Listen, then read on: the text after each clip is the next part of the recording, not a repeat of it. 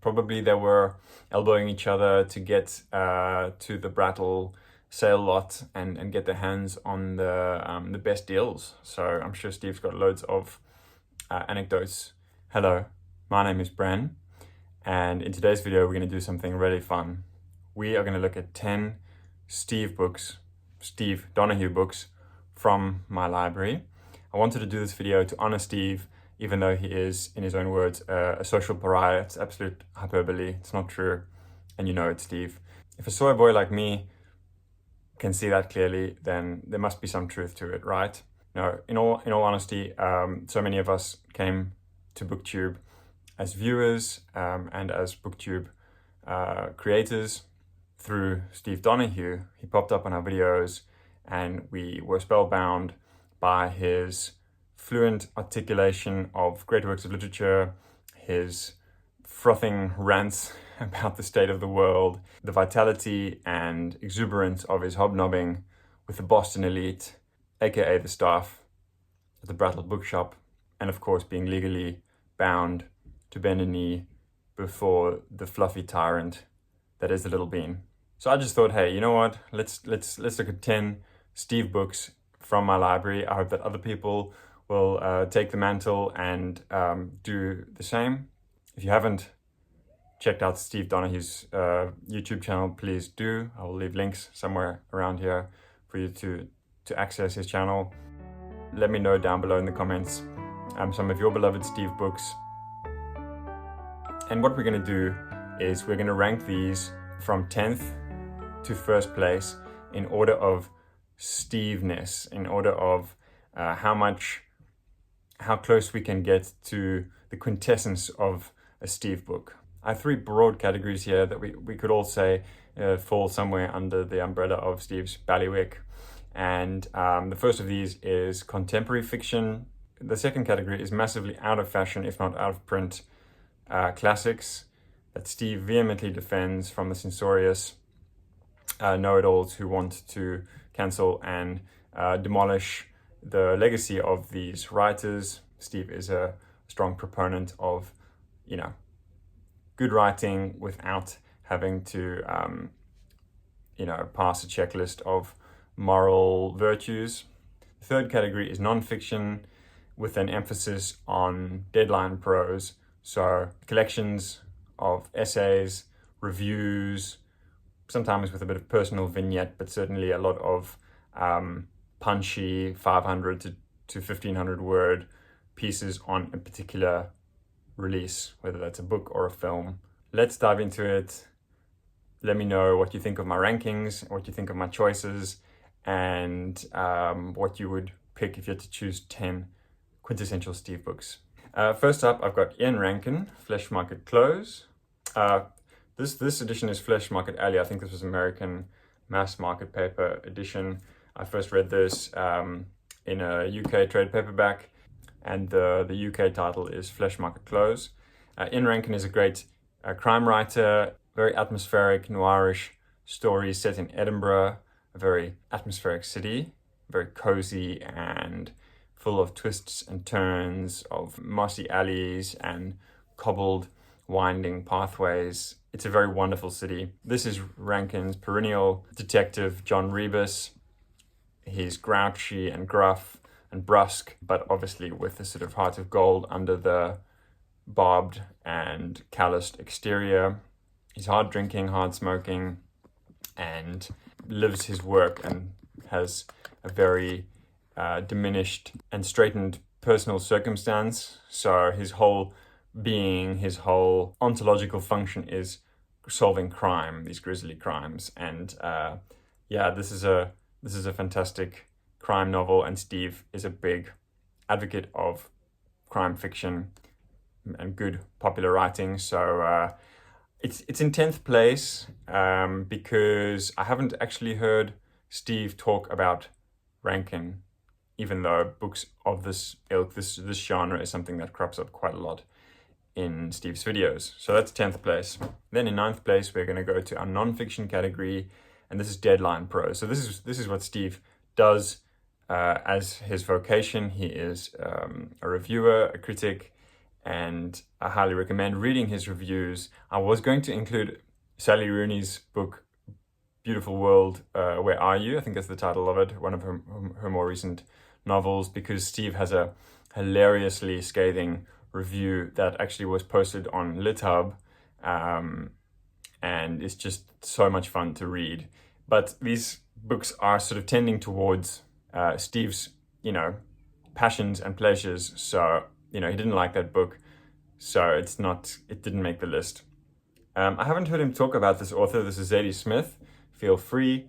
But I wanted to include, like I said, deadline prose, collections of essays, and sometimes writers really try and get away with, and Steve has talked about this too, sort of putting a book together and then packaging it as if there is this massive, conscious, predetermined through line or thematic coherence to a collection, and when in actuality they're just an accumulation of deadline reviews and articles for magazines and newspapers that are thrown together and packaged into a book. Now, there's nothing wrong with that in and of itself, so they shouldn't be marketed as something that they're not.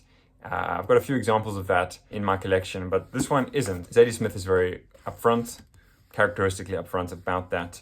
She does not pretend that this feel free was some, inspired notion that kept her up at 3 a.m. and she penned all of these miscellaneous pieces, but with the aim of creating a full text, a full book-length text. That's not the case. She says up front, hey, I've got 2 kids and my husband is a poet, so, I needed to be winning some bread, and that is why I took on these pieces. It's a lot of fun.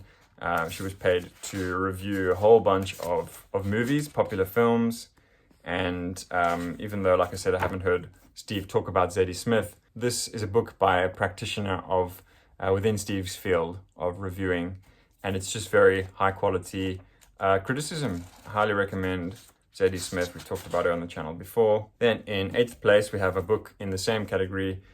We have deadline prose, although this is J.M. Coetzee's late essays, by the way. Again, this is not actually a writer that I've heard Steve talk about at great length, but it is a collection of essays. He's been there and done it all, twice Booker Prize winner, Nobel Prize winner. So these late essays are him doing the cream of the crop of deadline prose, which is writing introductions to new Penguin classics, Oxford World classics, and that sort of thing of the Western canon. But he doesn't rest on his laurels at all. Astonishingly extensive and exhaustive in his research and his rereading of these great texts, and it's fascinating and enlivening stuff. He's got essays here on The Scarlet Letter, on Daniel Defoe's Roxana, Ford Madox for The Good Soldier, Philip Roth, Goethe, Flaubert, Tolstoy, Beckett, and many others. It's delectable stuff, really, it's delectable stuff. So that was in 8th place. Then in 7th place, we've got contemporary fiction, and as Steve would say, we've got to have something for the gays. We've got Call Me By Your Name by André Aciman, with the Timothy Chalamet and Armie Hammer cover from the movie adaptation.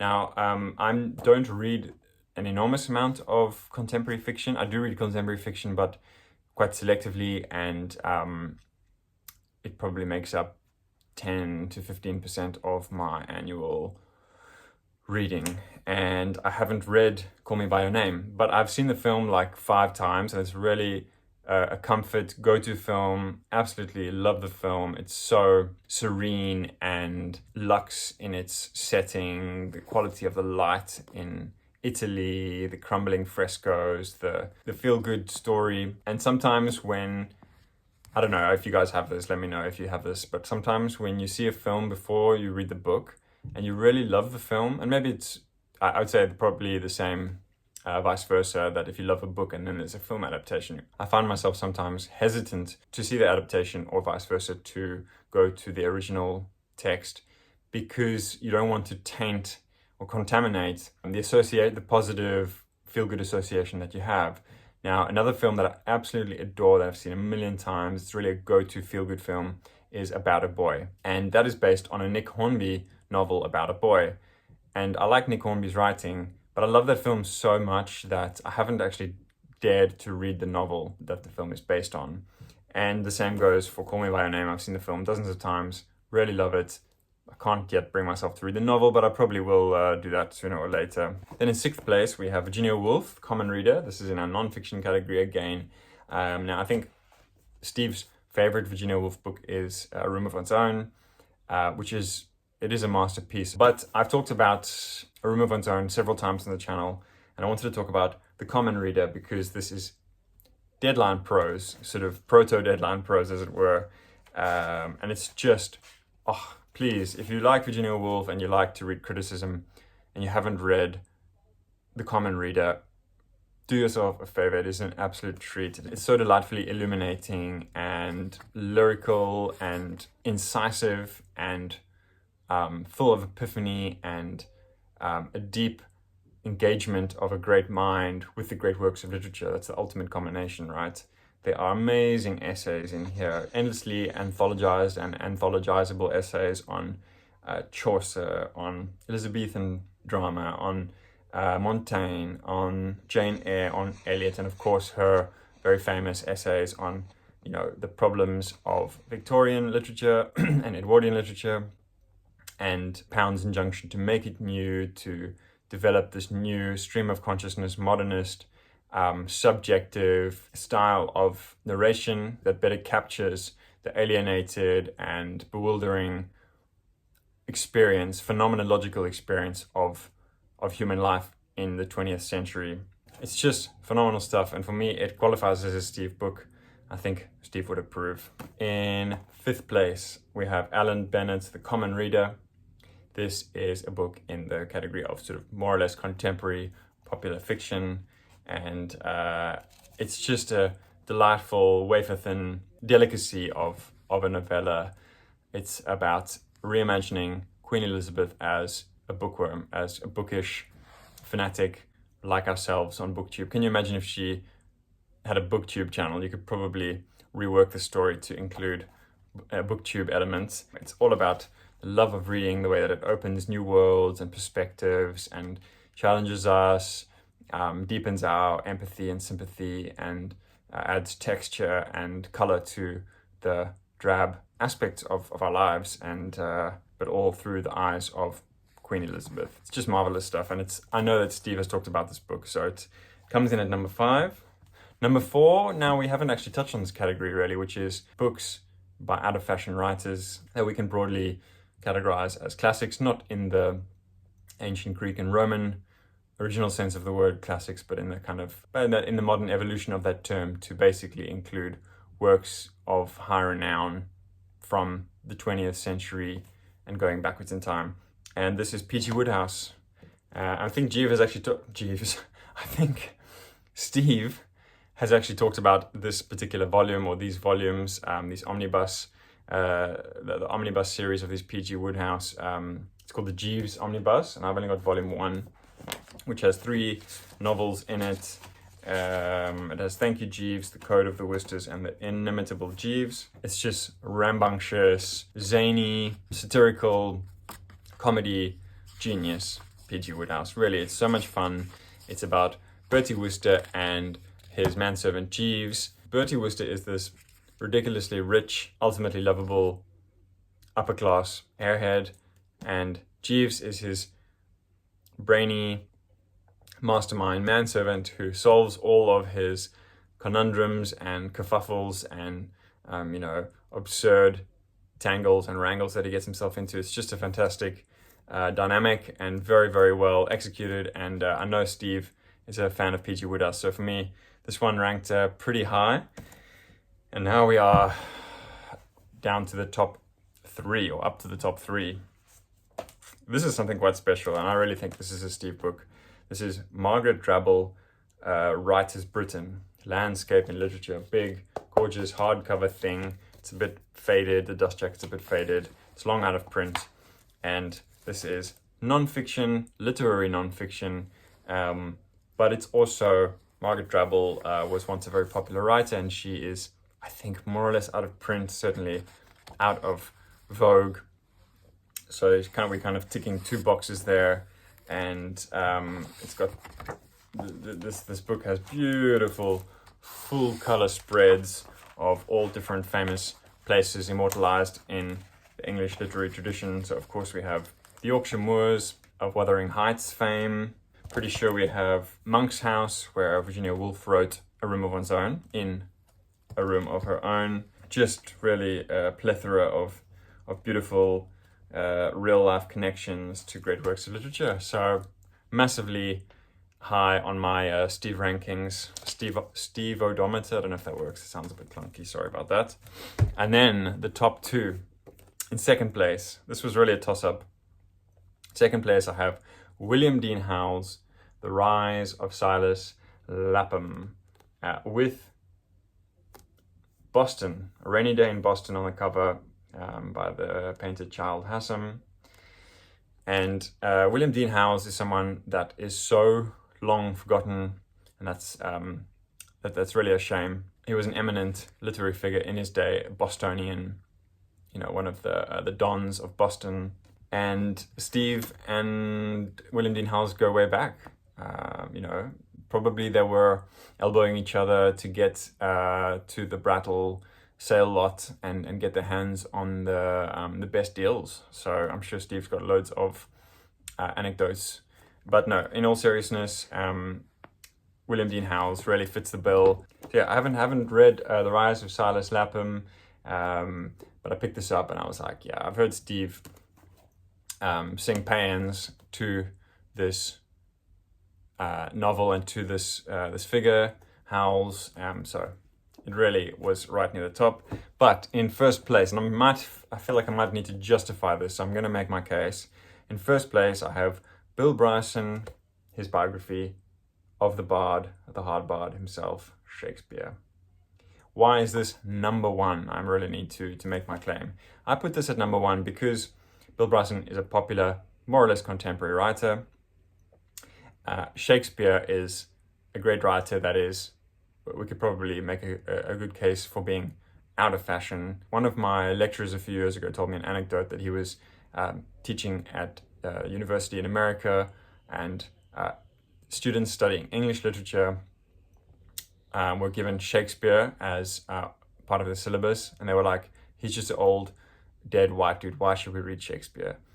And that story kind of haunted me and haunts me still, and stuck with me. Like, why should we read Shakespeare? Well, the elasticity and dynamism of his use of the English language has influenced the way we speak English in no small part.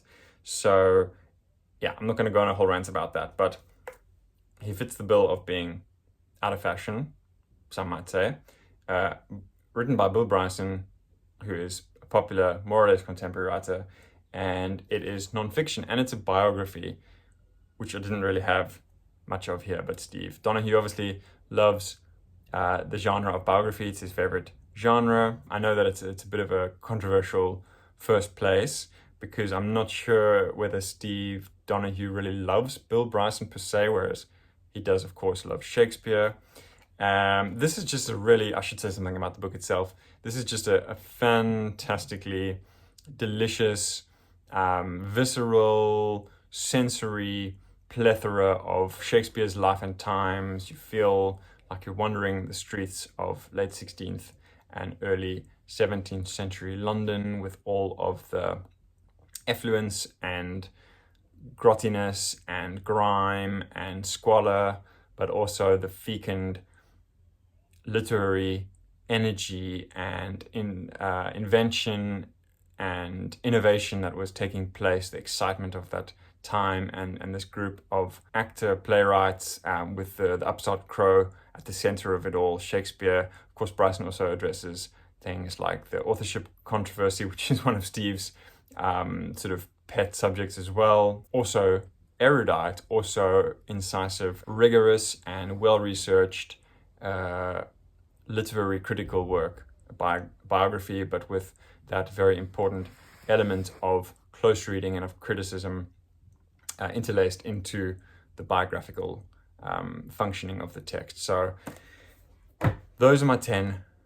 Those are 10 Steve books, ranked from 10th to first place in my collection. It was really, really fun to go through those with you. Let me know what you think of these books, what you think of your own Steve Donoghue picks. Steve, if you see this, we love you. If you want to call yourself a pariah, you can, but actually you are very much a cornerstone of this, ecology of nattering about books on YouTube. So we appreciate you. I appreciate you, and I know that I'm not alone in saying that. Give the bean a squeeze from me. I wish I could pop over the Atlantic and rifle through the Brattle sail lot with you, but probably don't see that happening anytime soon, unfortunately. So this is my homage to everything you do. Thank you for watching, and speak to you guys soon.